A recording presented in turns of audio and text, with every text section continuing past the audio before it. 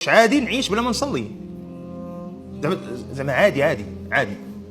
ما عندكش غرامه المشكل انك عايش بلا صلاه. انا كندوي على واحد مسلم، واحد ما مسلمش جد منطقي انه ما طرحش عليه هذا السؤال هذا اصلا. فبالنسبه لواحد مسلم ولا وحده مسلمه، يعني كيفاش داير بلا صلاه؟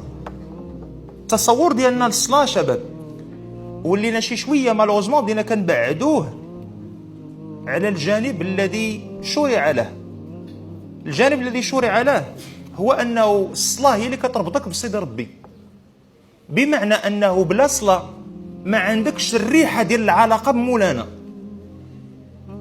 بل يستغرب من الذي لا يصلي كيف انه صادق في كلامه. انت ما عندكش علاقه بسيد ربي، شنو يخليك تحترم الناس ولا تصدق ولا يكون فيك الصدق ولا تمنع راسك من الموبقات ولا تمنع راسك من الحشيش ولا من الزنا ولا من انواع الكبائر، بل ما الذي يمنعك من زنا المحارم اصلا؟